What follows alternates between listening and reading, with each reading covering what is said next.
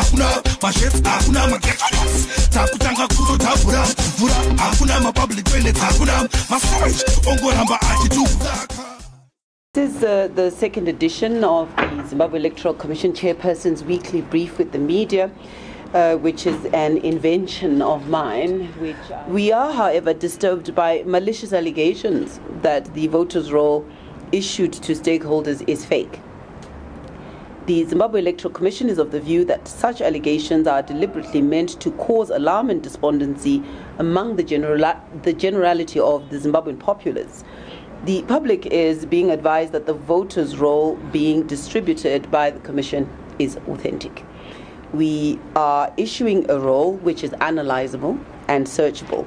The roll confirms to the provisions of the law, in particular Section 20, subsection 2 of the Electoral Act, which stipulates that entries should have A, the voter's first and last names, date of birth, national registration number and sex, B, the place where the voter ordinarily resides, and C, such other information as may be prescribed or as the Commission considers appropriate. In other words, we are given the exclusive administrative mandate to decide any other information which may be included in the voters' roll other than first and last names, date of birth, national registration number, sex, and address.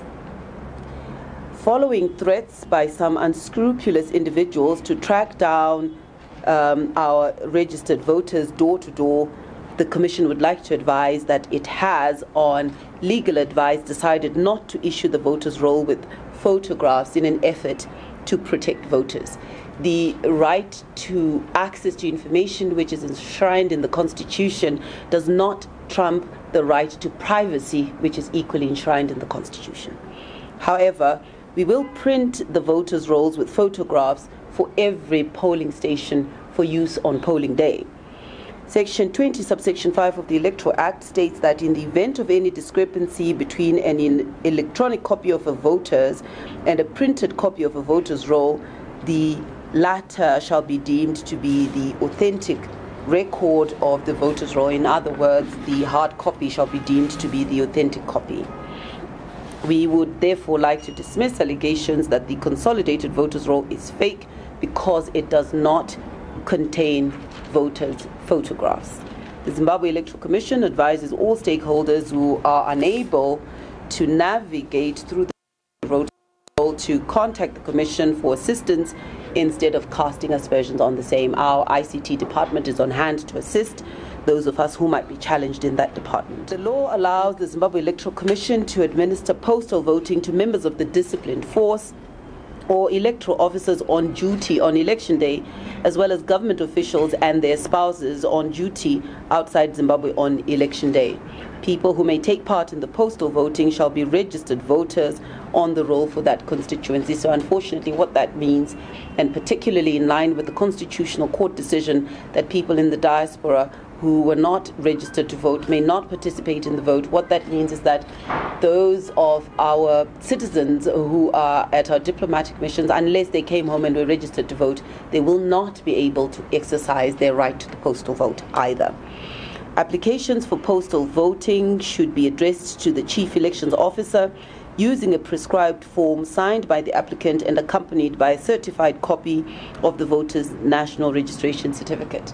And by way of disseminating information, the deadline for submitting applications for the postal voting is actually the 28th of June. So if you post an application to utilize the postal vote and it doesn't reach us before and or on 28 June, you'll not be able to utilize the postal vote. So it's very important to take note of that deadline date. For those in the uniformed forces, a commanding officer may apply on behalf of a member of a disciplined force in terms of the Electoral Act.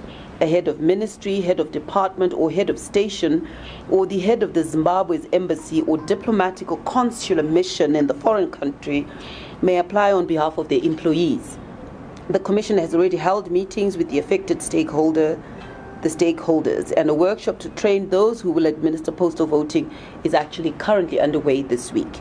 And as I've already said, postal voting applications will close on 28 June 2018, and the postal vote is only open to those people who were registered to vote using our biometric voter registration system. If you're not a registered voter, you will not be able to utilize that. A certain person or gentleman who's aggrieved is calling for my resignation. On what basis? I'm not aware of the basis of the call for resignation, and I would encourage that individual to utilize remedies that are provided by the law if he wishes for me to resign. I'll consider whatever it is that he has to say.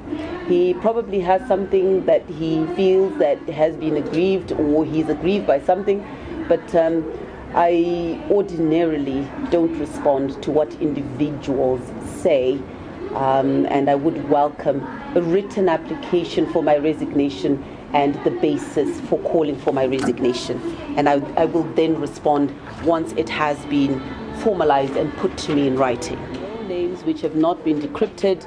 When I released the final voters' roll on the 14th of June, I did expressly say that 16,000 people had been affected, that they had been registered during the inspection period, and that their names were going through the final round of APHIS and deduplication, and their names were added on the 18th, and there are no people who are, as I speak, still affected by lack of decryption. Voters roya msati mambo bata maoko kubvira nambuya venyu vachafudza madhongi aivaomberewo omberei maoko takagonawo munotaurawo patinenge tagona kwete kungobvunza zvatakata. Any other questions?